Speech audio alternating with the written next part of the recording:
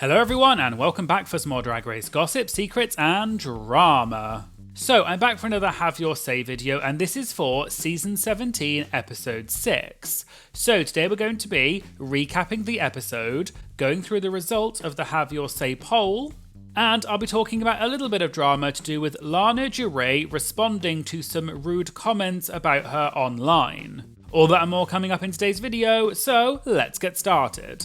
But before we dive in, I'd like to say thank you to the sponsor of today's video, Factor. If you're like me and you want to try and eat healthier but you just don't have the time or the patience to cook meals from scratch, Factor is the perfect solution. Factor lets you take the stress out of healthy eating and meal planning and also lets you skip the dreaded grocery shopping. Instead, you can get chef-crafted, dietitian-approved meals delivered right to your door. There are over 35 meals to choose from per week, which cater to many dietary requirements such as keto, vegan, high protein, and much more. The other great thing about Factor is that it's totally flexible. You can change your order every week with plans from 4 to 18 meals per week, and you can even pause or reschedule your deliveries anytime.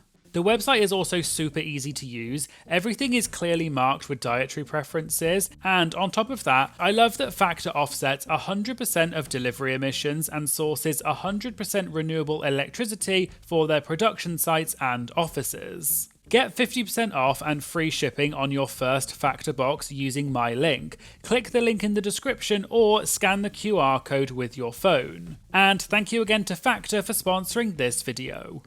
Okay, so let's start by recapping the episode. So the queens come back into the workroom after the non-elimination last week because Ariete got saved by the Badunkadunk tank. And they're joking about the fact that Susie won, but in Untucked a lot of the girls had said they didn't think she should win because they didn't like her outfit. And in general they say that she has questionable fashion sense. Okay, so the next day the queens come back into the workroom and they do a mini challenge where they have to pass a lipstick through this, I guess what is effectively a glory hole with RuPaul's mouth on it. And they can only pass the lipstick using their mouth, not their hands or anything else. And the team who pass the lipsticks the quickest win a prize. I loved this mini challenge. I really love it when Drag Race do these absolutely ridiculous, unhinged challenges. And they haven't done one of these in a while, so I personally really appreciated it. And it was Team Ru that won, and they win a $500 cash prize courtesy of Anastasia Beverly Hills. So then RuPaul announces that the maxi challenge for this week is the Sea Sickening Ball. So the three categories are Bathing Beauties, Sea Creature Couture, and Sea Sickening Eleganza. Now, Sea Sickening Eleganza is then the self-made outfit that they have to make out of what is effectively unconventional materials, which is kind of inspired by ocean trash. And this is one of the staple challenges of Drag Race. We all know the ball, and it's one that a lot of people look forward to, especially if they like fashion and construction and things like that. And then other queens don't because they're not fashion people. Now, nothing much happens apart from the queens sort of do the walkthrough with RuPaul and talk about what they're going to make and all of that sort of thing, which is very standard. However, the biggest drama of the episode was, of course, the whole thing with Lexi's outfit. So, Lexi has a big tarp as part of her outfit, and when she goes outside, she realizes that someone has spray painted on her outfit. She goes inside and asks who it was, but no one says anything. And then when she leaves, Anya says that it was her and she accidentally spray painted on the tarp, thinking that it was a tarp to protect the ground. And then when Lexi goes outside, Ariete owns up and says that she did part of it, but then the rest of it was Anya, which Lexi sort of figures out. Lexi then comes back in and confronts Anya, and they then have quite a big argument. And if you've watched my Roscoe's for this week, you'll know that there's a bit of backstage tea about this. So if you haven't watched my Roscoe's recap, make sure you do, and I'll link to it in the description. But in general, this was really good drama. We all live for this sort of thing on Drag Race and reality TV. Obviously, we can't take this sort of thing too seriously. It is just a TV show at the end of the day. But it was really good drama. It was a bit of fun. I'm sure the queens are probably over it and talking about it in the group chat because this was filmed so long ago now. And I think some people maybe overreact and overanalyze some of these things. Whether or not you agree with one person or the other, it is just a fun, drama-y moment on reality TV. But I'll get more into that when we talk about the Have Your Say opinions later on. But this was definitely the standout moment in the episode. And the next day when they come back in getting ready for the runway, Lexi apologizes to Anya and Ariete and they all reconcile. Okay, so we're going to move on to the runways because that obviously is the challenge for this week. So I'm going to go through each of the 3 runways separately, and I'll go through them in order in which the queens appeared. And I'm not going to obviously critique the fashion because that's not my thing, but I will say which look was my favourite for each category. Okay, so the first category was Bathing Beauties, and the first queen was Crystal Envy. Crystal said she's coming out as your new age Barbie, and then bam, she's giving you original Barbie.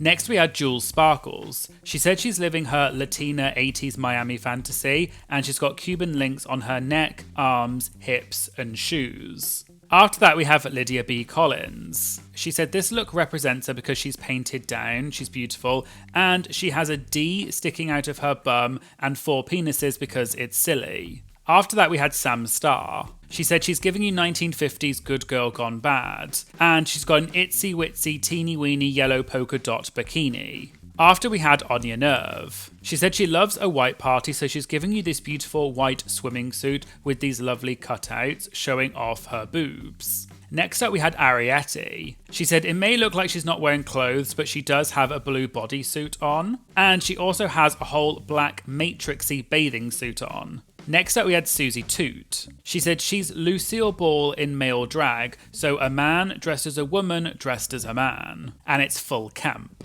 After that we had Corey King. She said she's doing a tribute to Katy Perry, so she's shredding her shark costume and then underneath she's Katy Perry. Next up we had Acacia Forgot. She said she made this look out of stretch vinyl to look like a beach ball, and she has little life preservers on her arms so she doesn't drown. After that we had Lexi Love. She said she has to make RuPaul laugh, so she has a merkin and it's got crabs. And her boobs are censored because they're on national television. Next up we had Hormona Lisa. She said she feels so cute in this little floral swim cap to keep her perm from getting ruined, and she has a little bubble gun. And then finally we have Lana Ja'Rae. She said she's oiled up, glittering down, and she smells really good. And she turns around and there's a handprint on her ass. Also, just as some extra tea that I saw about this specific outfit, Crystal Envy tweeted saying, "Fun fact, Lana Ja'Rae asked production for sand and they didn't get her any, so I walked my ass over to the crafty table and grabbed a Nature Valley bar, which is a granola bar, beat the S out of it, and then used those crumbs as the handprint. It's also my hand on her ass." And I just thought this was a really interesting behind the scenes bit of tea, that is actually a crushed up granola bar on her butt. But I just thought that was a very inventive way of doing it, and it's really interesting to hear those sorts of things. Overall, I think my favourite for this particular runway has to be Ariete. It was just a really cool and well executed look. It definitely was giving me Avatar, but I could kind of also see the Matrix vibe. But it was a really unique silhouette and a unique style that I don't think anyone else did. So I really appreciated that it was out of the box. Okay, so the second category is Sea Creature Couture. And these are inspired by real sea creatures. So first up we had Crystal Envy inspired by the pufferfish. She said from head to toe she's giving you spiky and the shoes are inspired by Alexandra McQueen.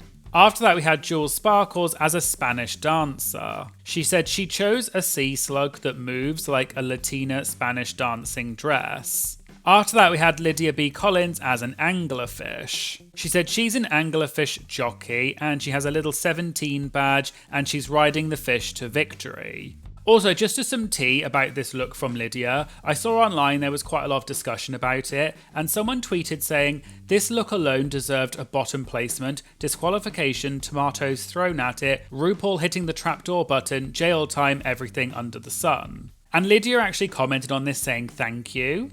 And then Susie retweeted the original tweet and said, "This look is charming beyond belief. It is delightful, campy, ridiculous and raw. Genuinely brings me so much joy. Wow, I love this drag queen." And Lana commented also saying, "No one wants to have fun anymore. Let's just enjoy the show. I loved this look so much." So obviously this look by Lydia was slightly polarizing, but in general I think people were just saying it's just supposed to be a bit of fun. Okay, so back to the runway. After that, we had Sam Starr as a viperfish. She said that viperfish only exist in the deepest parts of the ocean, and Sam is also small but has big teeth. Next up we had Anya Nerve as the African sea star. She said the actual starfish she chose is a Nigerian African starfish because it gives a lot of extravagant colours and designs. After that we had Ariete as a lionfish. Ariete said this look is head to toe airbrushed by her and she has this beautiful ruffled organza just floating off her body. Then we had Susie Toot as a coconut shell octopus. She said she loves octopuses and she's giving you a giant beehive with tentacles for bangs. After that we had Corey King as the mandarin fish. She said she picked this fish because it has very bright colours and she wanted to give evil supervillain. Next up we had Acacia Forgot as a feather star. She said she's just living her feather star fantasy, which she thinks is one of the gayest creatures beneath the deep blue sea.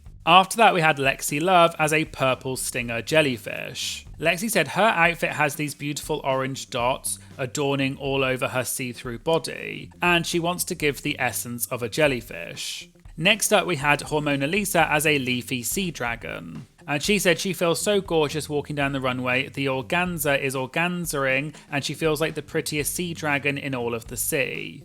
And then finally we had Lana Ja'Rae as a purple sea urchin. She said this is a unique silhouette for Lana because she normally doesn't wear spikes at all, and this look is giving very much bad bee energy. So my favourite for this category was by far Ariete as a lionfish. This look was absolutely stunning. She looked exactly like a lionfish, but to me the bit I loved the most was the way the fabric moved and it really did look like she was underwater, but just the styling was amazing. The fact that she airbrushed this herself, the makeup also complemented it so well. This was a fabulous look, and to be honest, this was my favourite look of the entire competition so far. And so the third and final category is Sea Sickening Eleganza, and this is the self-made outfit using ocean trash and unconventional materials. So first up we had Crystal Envy. She has some loafers adorning the bottom of her skirt as well as trickling up the shoulder, and she also cut up millions of lays to accessorise down her body. After that we had Jewel Sparkles. She made this using a tarp and it looks like a dream, and she's got beautiful red netting and using sequins from a black shirt that she found in the trash pile. Next up we had Lydia B. Collins. She said her look is robotic, mysterious and high fashion eleganza, and she didn't necessarily try and hide the trashiness of it because there was actual food stuck to the back of it. Next up we had Sam Starr. She said she made this outfit using nothing but a tarp and some garbage bags, and she's kind of giving First Lady of Litterland. She collects all the garbage of the world and creates garments out of it to save all the sea turtles. Then we had Anya Nerve. She said she used rope, loofers, terry cloth and some artificial leaves, and everything is wrapped around her body like she was captured by the kelp demon herself. Next up we had Ariete. She said she's a jellyfish warrior that just got shoved into the coral reefs. She used a yoga mat, chest piece, and spray painted bottle caps to resemble bubbles, and created coral out of hot glue and wire. After that we had Susie Toot. She said her concept is Amelia Earhart after crash landing in the ocean. She has goggles with little egg cartons for lenses, and she used that stuff that makes rugs not move as her skirt, and she thinks the look turned out really well. Then we had Corey King. She said she's stomping the runway trying to give you stern, strong, butch lesbian realness, and she used rope for the corset and this random netting for her shoulder, as well as a blue princess dress that she cut up, and Crystal glued it to her shoulder.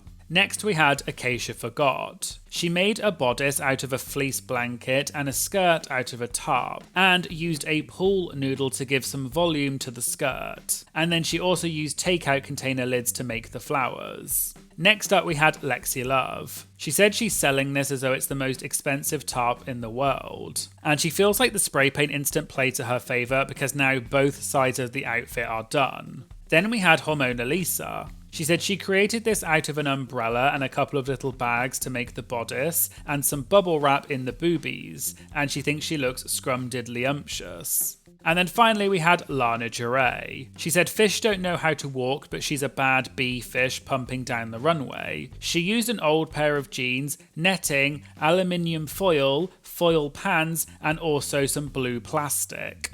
For this runway, I will again have to say Ariete was my favourite. I know I've said Ariete for all of them, but I really just loved this outfit. I think the different textures was so amazing. The way she made the coral just looked so intricate, but also realistic. I 100% got the reference as soon as she came out, and I think she had a very clear through line in her outfits. So for me, this was just a stunning outfit. But let me know in the comments what you think and which ones were your favourite outfits and why. Okay, so we have the judges' critiques and we find out that the top queens for this week are Sam Star, Crystal Envy and Ariete, with Ariete taking the win. And we find out the bottom three are Acacia, Lana and Hormona, with Lana and Hormona lip-syncing. They lip-synced the song Get Him Back by Olivia Rodrigo, and Lana is announced as the winner, which means that unfortunately Hormona is told to sashay away. So let's move on to the results of the Have Your Say poll, where you get to vote on whether you agree with the outcome of the episode. So question 1 was, whose outfit was the best for Bathing Beauties? And we had 62.1% for Ariete, 10.5% for Crystal Envy, and 6.3% for Lexi Love. And as I said, I definitely agree, Ariete's was amazing. I loved this Matrix/Avatar look. It was just incredible. Question 2 was, whose outfit was the best for the Sea Creature Couture? And again, Ariete got the most, this time with 75.3%. Then we had Jules Sparkles with 7.7%, and then Sam Star with 5.7%. As I said, Ariete's lionfish look for me will go down as the best look so far this season. It was absolutely stunning. I couldn't believe when she walked out just how realistic it looked, but also how beautiful it was. So for me, this was no question, this was the best look. Then question 3 was, whose outfit was the best for the Sea Sickening Eleganza, which is the self-made look? Again, perhaps unsurprisingly, Ariete got the most with 62.5, then it was Crystal Envy with 14.4, and then Sam Star with 11.8. Again, I thought Ariete did such an amazing job, loved the concept. It must have taken such an amount of effort to make that outfit in the way that she did it. All the details were amazing. I know nothing about garment construction, but to me it just looked like it must have taken a long time. I will say I did really like Crystal's look though, it was amazing. I did see during the Roscoes though that according to Acacia, Crystal used one piece of fabric to make this, so she was kind of implying that it was quite easy to make, unlike the others who used unconventional materials. However, obviously it's up to you whether you dock points for that or not, because if it was part of the materials provided, then obviously that's perfectly allowed. But obviously some people will say you should have embraced the materials more or not. I'll leave you to decide that, but I did think Crystal's looked amazing and I really liked the fit of it because it fit her like a glove. Question 4 was, did you agree with the tops? And we had 72.4% for yes and 27.6% for no. Then, moving on to question 5, which is related, it was, if you selected no above, as in you did not agree with the tops, who should have been in the top instead?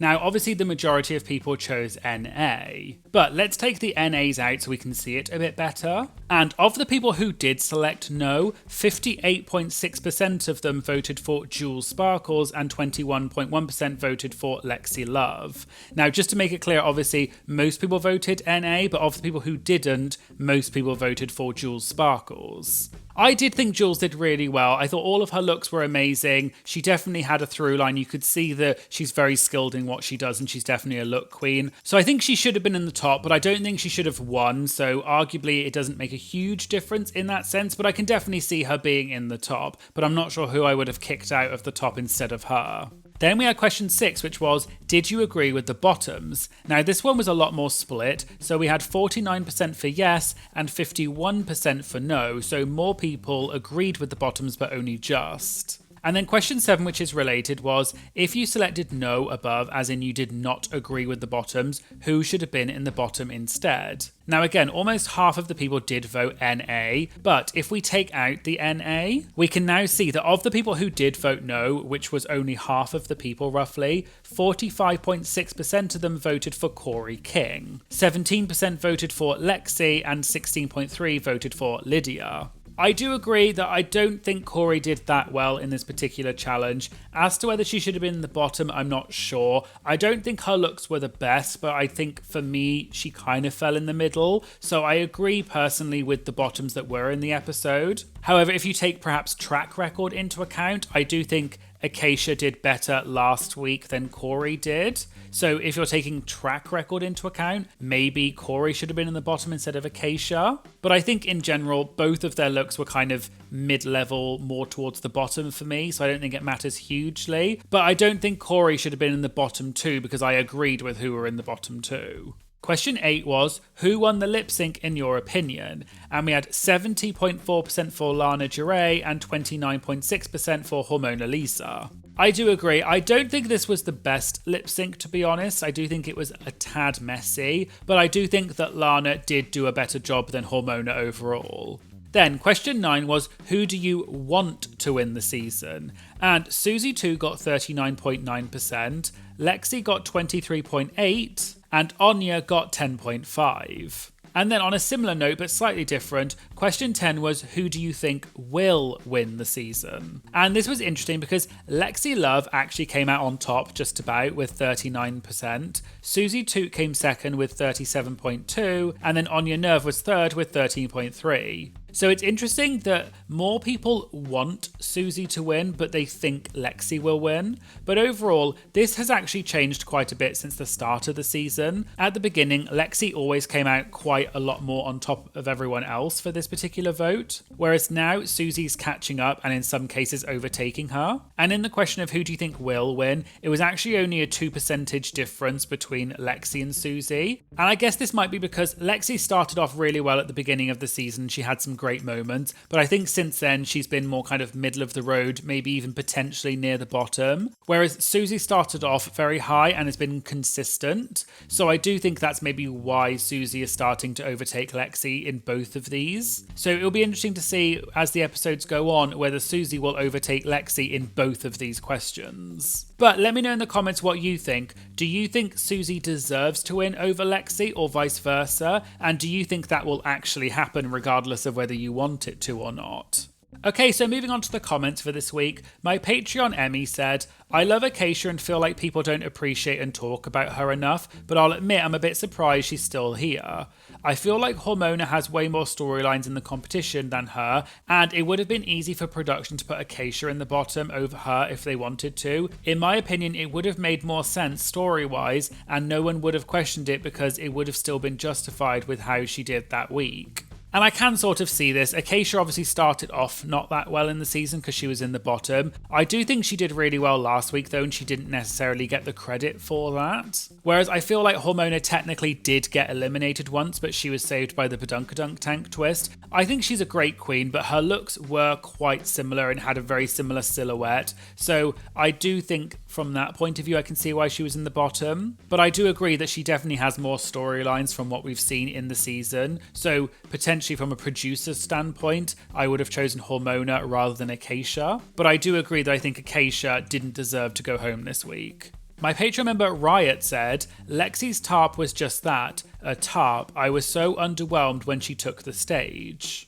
And my Patreon Jessica also talked about Lexi's outfit and said, I understand about Lexi's outfit being confused as a drop sheet, as I personally would have thought the same. However, the way that Anya handled the situation was not acceptable. To me, a lie by omission is still a lie, so I understand why Lexi was so annoyed at her. As I said earlier, I think this is just a fun bit of drama, so I'm personally not going to overanalyze it. Obviously, everyone has their own opinions on who was to blame or not. At the risk of sounding like miscongeniality, I can sort of see from both sides because I can see why Lexi definitely was angry because obviously her outfit was slightly ruined, but I can also see that her outfit did look like a tarp, and I can see why people would easily confuse that as something that you're using to protect the ground from the paint. So I'm surprised that it wasn't kind of covered in some way or labelled or something, because to me that was kind of an accident waiting to happen. I think what most people were annoyed about though was that Anya didn't take accountability straight away. It was only when she was confronted afterwards. I would just point out though, from what we've seen,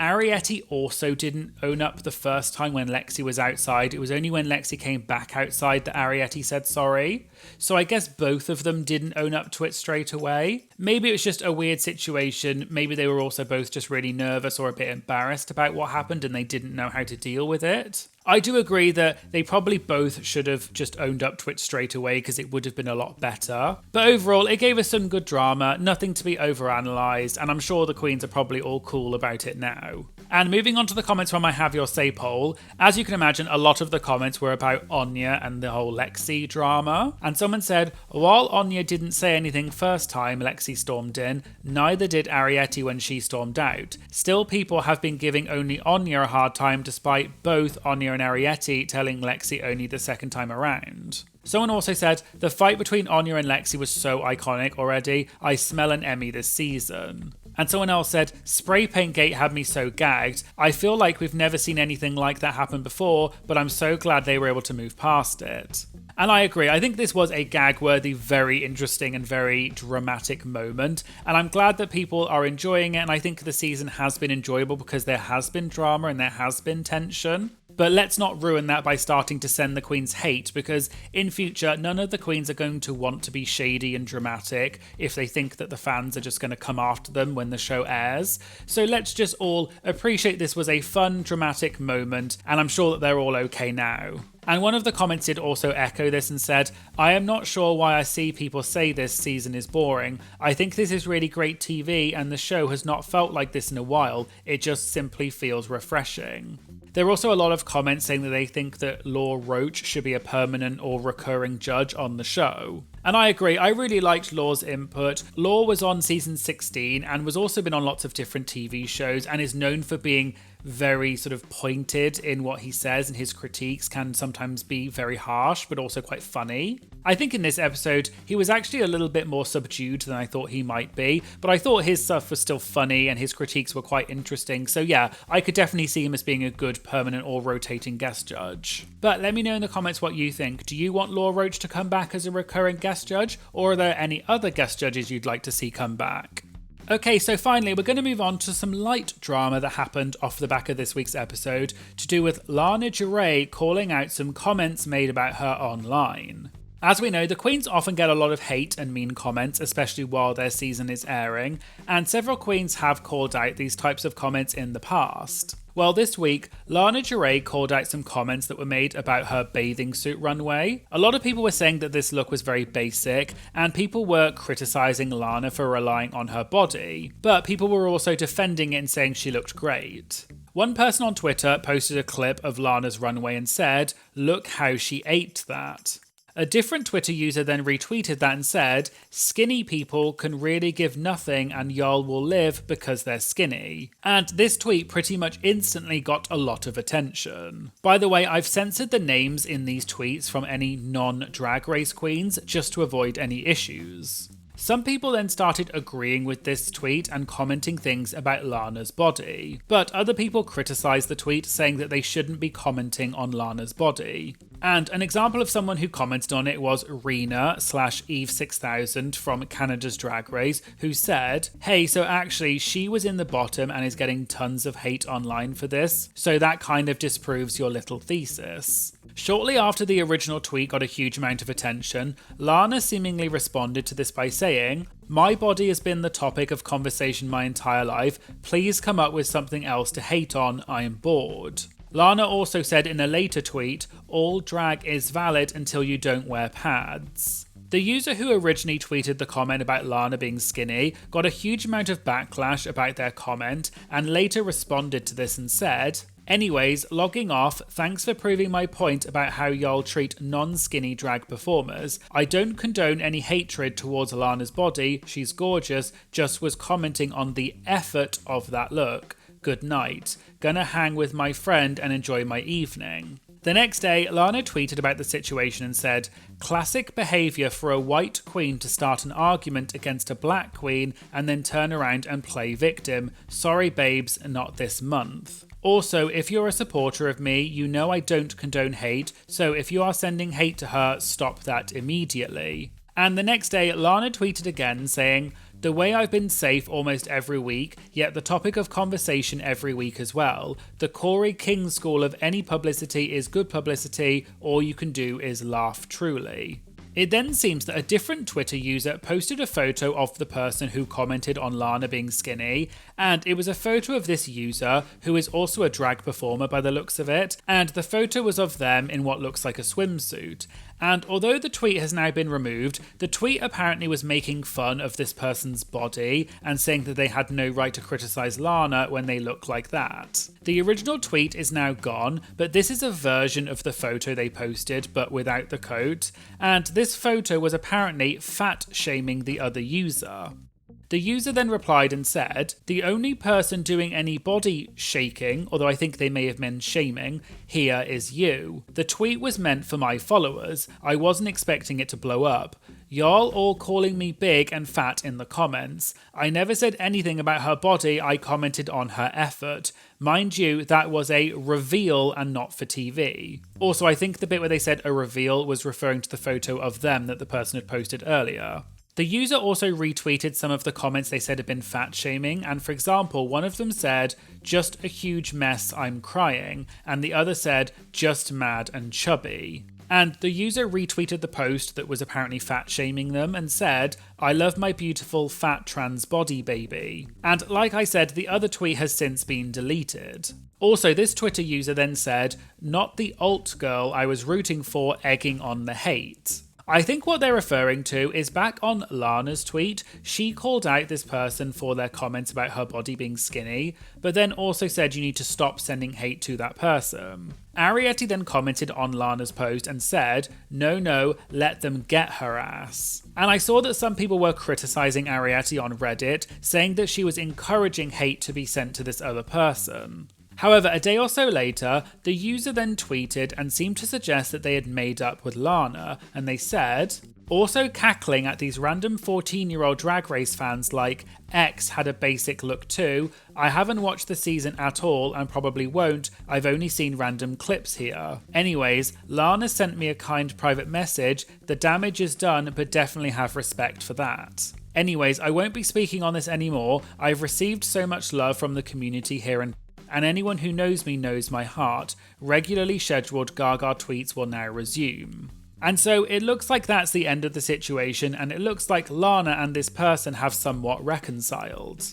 But please remember that in general, it's not very nice to comment on people's bodies, and these online situations often get out of hand regardless of who was at fault. So please remember to just consume this type of content passively and don't get involved, and remember that it's not okay to send hate or mean comments to anyone.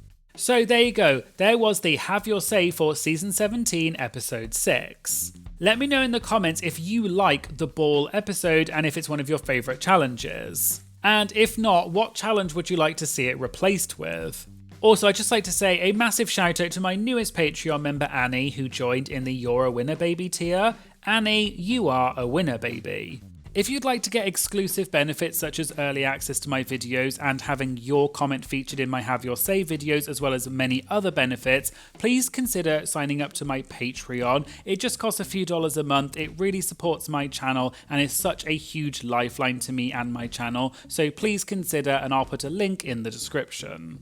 And I would just like to say thank you so much to my Patreon members. Your support is truly incredible. I am so humbled and so appreciative of all of your support. I really love seeing you Have Your Say comments. I really love this community that I've built on Patreon. So thank you all so much for supporting me. It really does mean more than you know. If you liked this video, please make sure you like and comment on the video because it really helps boost the algorithm and tell YouTube to promote this to other people. And please make sure you subscribe because it really makes a huge difference to my channel. So hit that subscribe button now. Thank you so much for watching, and I hope you'll join me again for some future videos. Thank you, bye!